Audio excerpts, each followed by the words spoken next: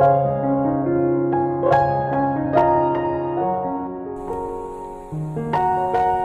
రక్షకుడైన యేసుక్రీస్తు అద్వితీయ నామంలో మీ అందరికీ ఆత్మీయ సమయం కార్యక్రమాన్ని వీక్షిస్తున్నటువంటి మీ అందరికీ నా ప్రేమపూర్వక వందనాలు తెలియజేస్తున్నాను. ఈ రాత్రి దేవునికి వాక్యాన్ని అందించుటకు దేవుడు నాకు ఇచ్చిన కృపను బట్టి దేవునికి మహిమ చెల్లిస్తున్నాను. అలాగనే ఈ వాక్యం వింటున్నటువంటి మీ అందరికీ కూడా నా ప్రత్యేకమైన వందనాలు నేను తెలియజేస్తున్నాను. పరిశుద్ధ బైబిల్ గ్రంథంలో ఉన్నటువంటి 4 బావుల కొరకు మాట్లాడడానికి దేవుడు నాకు ఇచ్చిన కృపను బట్టి మరొకసారి దేవునికి మహిమ చెల్లిస్తూ ఉన్నాను. బైబిల్లో ఉన్నటువంటి 4 బావులు 4 హృదయాలకు సాదృశ్యంగా కనబడుతున్నాయి. ఈ లోకంలో ఉన్నటువంటి పరిస్థితులు, ఈ లోకంలో ఉన్నటువంటి పరిస్థితుల ద్వారా మనుషులు ఎలా జీవిస్తూ ఉన్నారు, వారి యొక్క విధానం ఎలా ఉందో ఈ వాక్యాలు మనకు తెలియజేస్తాయి.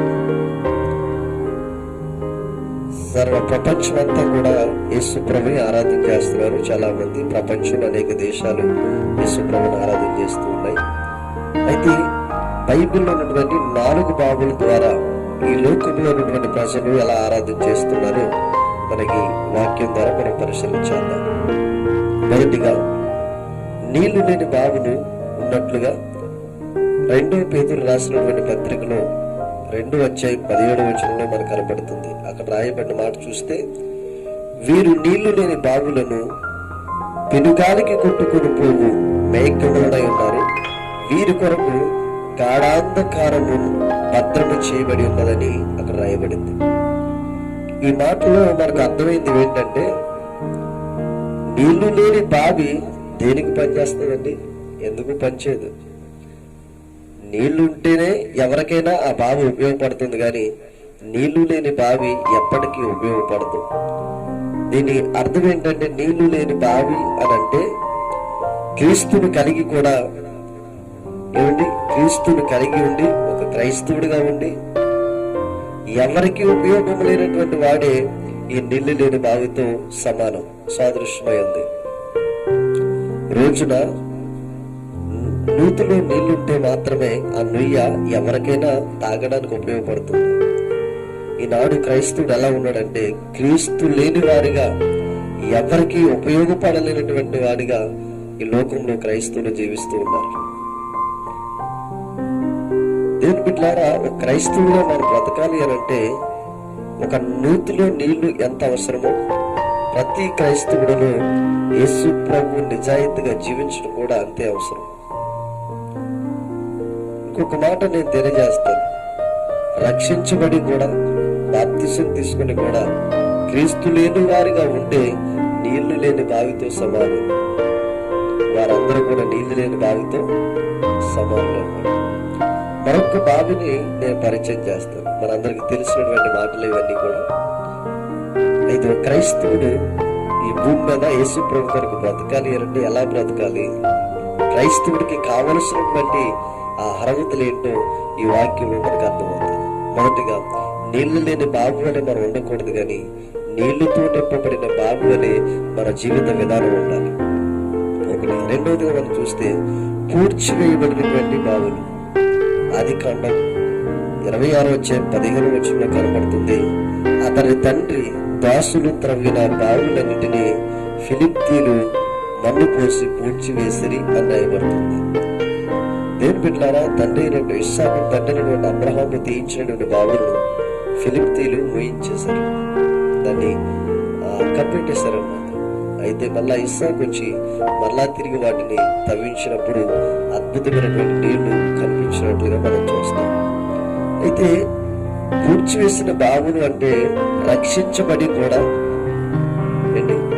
రక్షించబడి పడిపోయిన వారితో సమానం అవడం. అంటే ఒకప్పుడు పాటలు పాడేవారు, ఒకప్పుడు ప్రార్థన చేసేవారు, ఒకప్పుడు చక్కని క్రైస్తవ జీవితంలో ఉండేవారు. కానీ ఈ రోజు చూసినట్లయితే ఆ జీవితాన్ని సర్వం కూడా వారు నేర్చుకున్న ప్రతిదాన్ని విడిచిపెట్టేశారు. అంటే ఆ నీళ్ల బావి ఎలాగైతే కప్పెట్టబడిందో, మీరు ఆత్మీయత కలిగినటువంటి జీవితాన్ని కప్పెట్టేసిన వారితో సమానంగా అక్కడ కనబడుతూ ఉంది. అంటే క్రైస్తవుడిగా బ్రతికి కొంతకాలం తర్వాత దాన్ని విడిచిపెట్టేస్తే ఆ బ్రతికి ఎలా ఉంటుందంటే కప్పబడ్డ బావితో సమానుడు అనమాట. మొదటిగా నీళ్లు లేని బావి వలె మనం ఉండకూడదు, కానీ జలంలో కలిగిన బావి వలె మనం ఉండాలి. రెండవదిగా ఆ బావిలను ఫిలిప్తీలు పూడ్చివేసినట్లుగా కాకుండా మనం ఆ బావిని తెరచిన వారిగా, నీళ్లతో నింపబడిన వారిగా మనం ఉంటే మన యొక్క హృదయము, మన జీవితం దేవుని కొరకు ఉపయోగపడుతూ ఉంది. ఇది రెండవది. మూడవదిగా మనం జ్ఞాపకం చేసుకున్నట్లయితే మూత వేయబడినటువంటి బావులు ఆదికాండంలో 29:2 మనకు కనబడుతుంది. అతడు చూచినప్పుడు పొలములో ఒక బావి కనబడిను. అక్కడ దాని యొద్ద గొర్రెల మందలు 3 పండుకొని ఉండెను. కాపర్లు మందకు ఆ బావి నీళ్లు పెట్టుటకు ఒక పెద్ద రాయి ఆ బావి మూత వేసి ఉండెను అని రాయబడింది. ఒక పెద్ద రాయి ఆ బావి మీద మూత వేసి ఉందట. ఆ గొర్రెల మందలు 3 ఉన్నాయి. ఆ 3కి నీళ్లు పెడదాం అనేసరికి అక్కడ ఏముందంటే ఆ బావి మీద మూత వేసి ఉంది. దీనికి సాదృశ్యం ఏంటంటే మూత వేయబడినటువంటి బావి అంటే రక్షించబడి కూడా సాక్ష్యం చెప్పలేని వాళ్ళు అనమాట. రక్షించబడి వారి జీవితాల్లో అన్ని ఉన్నాయి, పాటలు, వాక్యము, సాక్ష్యం అన్ని ఉన్నాయి, కానీ వాటిని ధైర్యంగా చెప్పడానికి వాళ్ళకి శక్తి లేదు. కాబట్టి మూత వేయబడిన బావితో సమానం. దేని బిడ్డారా, ఈనాడు క్రైస్తవ్యం ఎలా ఉందో ఈ 4 బావుల నుంచి మనం 4 విషయాలు నేర్చుకోబోతున్నాం. మొదటి బావిలో నీళ్లు లేనటువంటి బావి అన్నమాట. అంటే దీని అర్థం ఏంటంటే క్రీస్తు లేని వారిగా, ఎవరికి ఉపయోగపడిన వారిగా వారు జీవిస్తున్నారు. రెండో బావిని మనం చూసుకున్నట్లయితే పూడ్చివేయబడిన బావులు అంటే చాలా కాలం మంచిగా క్రీస్తుకు ఒక బ్రతికి మరలా క్రీస్తుకు అవమానకరంగా బ్రతకడమే ఈ పూడ్చివేయబడిన బావి అంటే. మూడోదిగా మనం చూస్తే మూత వేయబడిన బావి అంటే మనకి దేవుడిచ్చినటువంటి కృపావరాలు, దేవుడు మనకిచ్చినటువంటి ఆ ధన్యత, ప్రార్థన, వాక్యము, సాక్ష్యము, పాటలు, ఇవన్నిటిని కూడా దేవుని కొరకు వాడకుండా మన సొంతంగా ఆలోచనలతో వాటిని ఇతరులకి దేవుని దగ్గర మనం చెప్పకుండా, దేవుని యొక్క వారసువార్తను ప్రకటించకుండా మనలో ఉంచేసుకోవడమే అది మూత వేయబడిన బావి అని ఇక్కడ వాక్యం తెలియజేస్తుంది.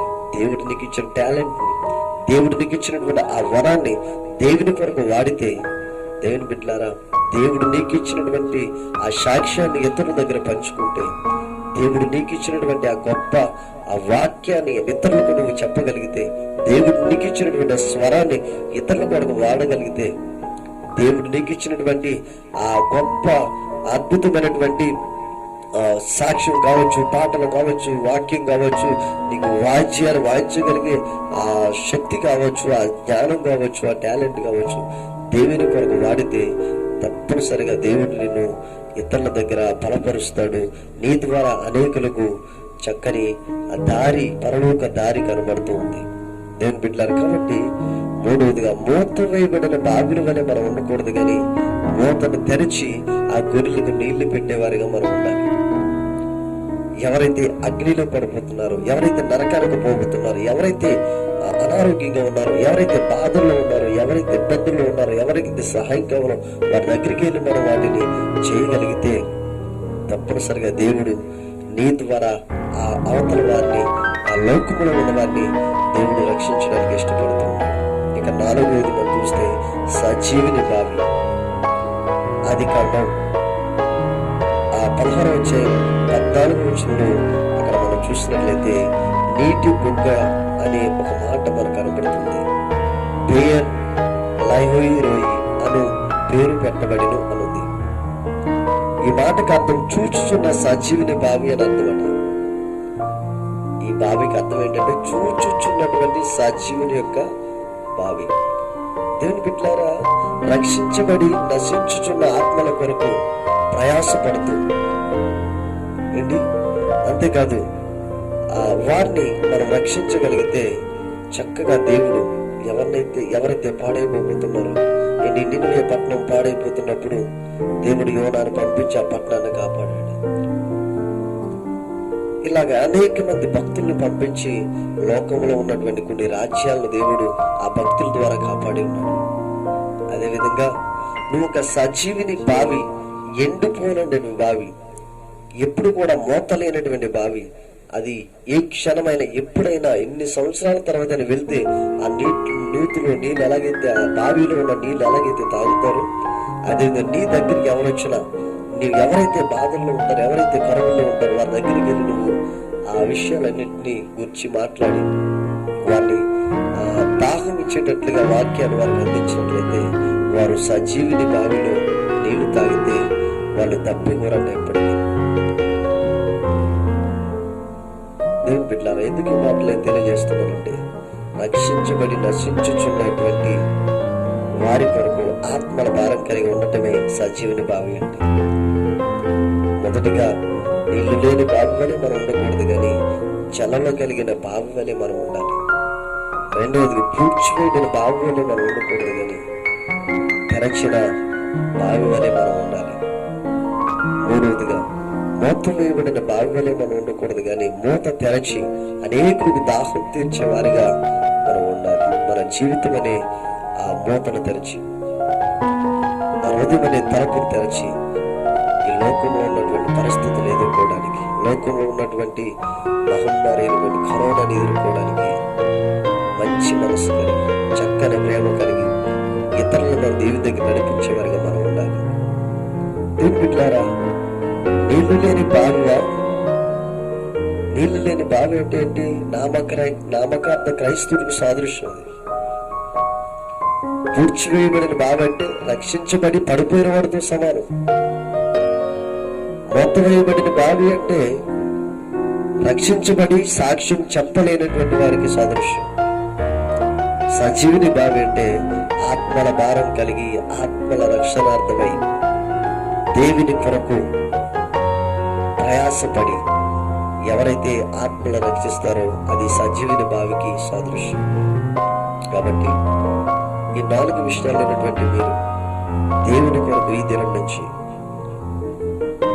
ఎండిన బావి వలె కాకుండా, మూత వేయబడిన బావి వలె కాకుండా, పూడ్చివేయబడిన బావి వలె కాకుండా సజీవుని బావి వలె మనం ఉంటే తప్పకుండా దేవుడు మనల్ని, మన కుటుంబాన్ని, మన దేశాన్ని స్వస్థతనిచ్చి ఆశీర్వదిస్తాడు.